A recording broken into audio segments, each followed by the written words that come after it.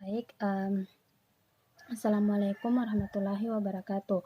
Perkenalkan, nama saya Nur Fadila selaku pemateri pertama dari kelompok 9 mengenai pemikiran ekonomi Islam Ibnu Khaldun.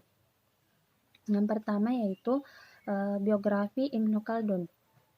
Nama lengkapnya yaitu Abdul Rahman bin Muhammad bin Khaldun Al-Hadrawi. Ia lahir pada tahun 732 Hijriah di Tunis. Ia bermahasab Maliki, muhadis al-hafiz, sejarawan, sastrawan, pelancong, dan juga penulis. Ia biasa dipanggil dengan sebutan Abdurrahman, sedangkan Ibnu Said merupakan nama panggilan dari keluarganya. Ibnu Khaldun memiliki gelar Waliuddin. Nah, gelar ini merupakan gelar yang diberikan ketika Ibnu Khaldun memangku jabatan sebagai hakim di Mesir. Nenek moyang Ibnu Khaldun berasal dari Hadramaut, kemudian hijrah ke Seville atau Spanyol pada abad ke-8 setelah Semenanjung itu dikuasai oleh Arab Muslim. Keluarga yang dikenal dengan Pro Umayyah ini selama berabad-abad menduduki posisi tinggi dalam politik di Spanyol. Hingga akhirnya mereka hijrah ke Maroko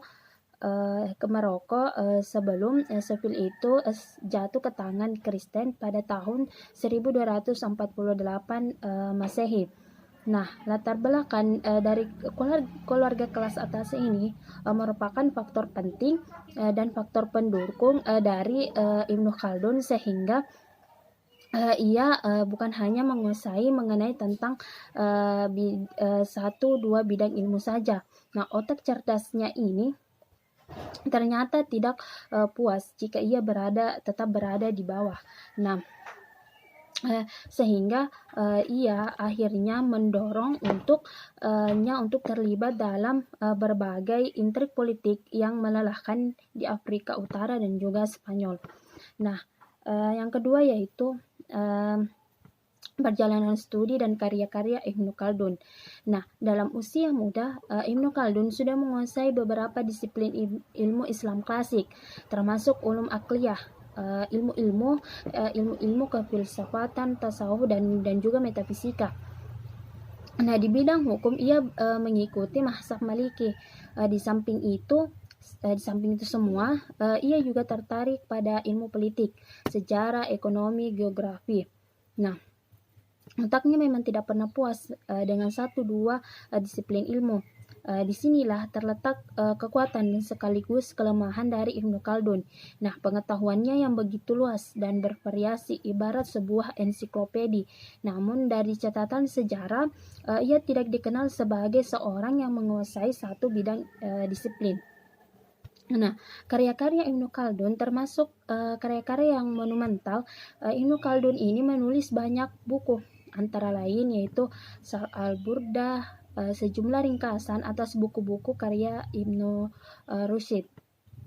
Nah, sebuah catatan atas buku mantik atau ringkasan Mukhtasar, Kitab Al-Mahsul karya Fakhraldin Al-Razi atau Ushul Fiqh.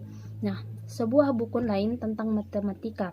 Nah, tentang ushul fikih dan buku sejarah yang sangat dikenal luas. Buku sejarah tersebut berjudul dengan Al-Ibar wa Diwan Al-Mubtada wa Al-Khabar fi Tarik Al-Arab wa Al-Ajam wal Al-Barbar Ibnu Khaldun. Dan melalui buku ini benar-benar menunjukkan penguasaannya atas sejarah dan berbagai bidang ilmu pengetahuan. Di samping kitab tersebut, kitab Al-Muqaddimah Ibnu Khaldun merupakan karya monumental yang mengundang para pakar untuk meneliti dan mengkajinya.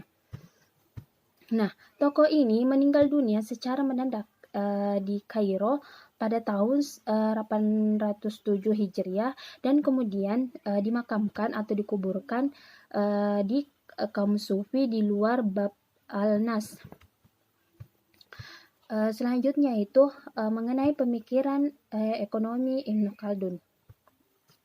Salah satu karya monumental Ibnu Khaldun ini adalah kitab Al-Muqaddimah, di mana yang selesai penulisannya ini pada November 1377. sebuah kitab yang sangat menakjubkan karena isinya ini mencakup berbagai aspek ilmu dan juga kehidupan manusia pada ketika itu.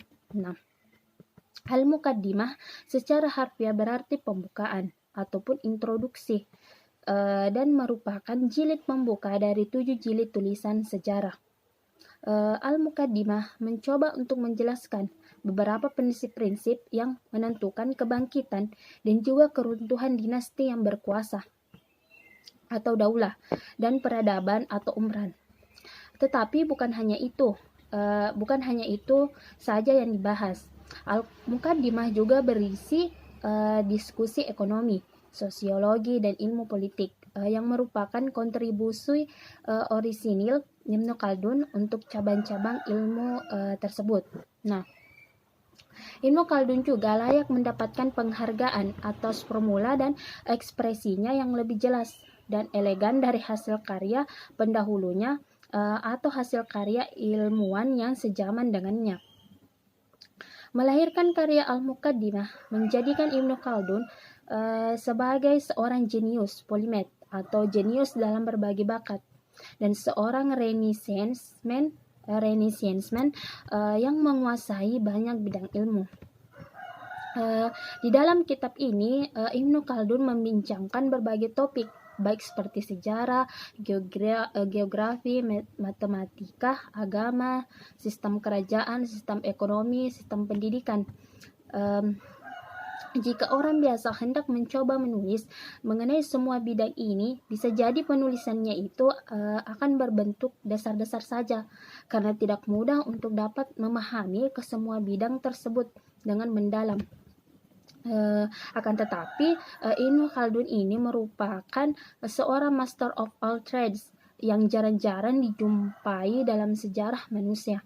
Ia dapat mengupas setiap topik tersebut dengan mendalam dan memahami serta menyampaikan isu-isu yang kritikal dalam setiap disiplin ilmu tersebut. Memang amat mengagumkan apabila kita membaca Al-Muqaddimah dan mendapati bahwa isinya amat modern. Nah, setengah kandungannya masih relevan dengan dunia masa kini, meskipun kitab itu dikarang pada abad ke-14. Adapun berikut ini diuraikan dalam pemikiran ekonomi Ibnu Khaldun, menguraikan beberapa lintasan sejarah perekonomian dunia yang dapat disejajarkan dengan pemikiran para tokoh ekonomi modern. Nah, wawasan Ibnu Khaldun ini terdapat beberapa prinsip ekonomi sangat dalam dan juga sangat jauh ke depan, sehingga sejumlah teori yang dikemukakannya ini hampir 6 abad yang lalu sampai sekarang tidak diragukan merupakan perintis dari beberapa formula teori modern. Yang pertama, mengenai persoalan ekonomi. Soal-soal ekonomi dibicarakan oleh Ibnu Khaldun di dalam bukunya Al-Muqaddimah bagian kelima, di mana motif ekonomi timbul karena hasrat manusia yang tidak terbatas, sedang barang-barang yang akan memuaskan kebutuhannya itu sangat terbatas. Sebab itu memecahkan soal-soal ekonomi haruslah dipandang dari dua sudut, baik dari sudut tenaga dan juga dari sudut penggunaannya. Dari sudut tenaga terbagi atas dua. Yang pertama yaitu tenaga untuk mengerjakan barang-barang atau objek untuk memenuhi kebutuhannya sendiri atau subjek yang dinamakan ma'asi.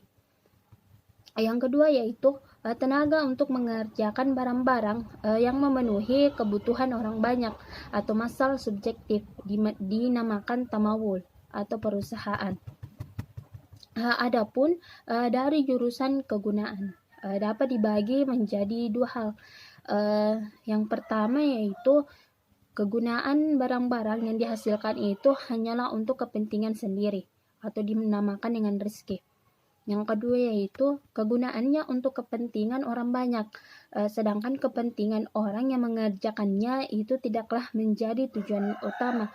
Nah, hal ini dinamakan dengan kasab.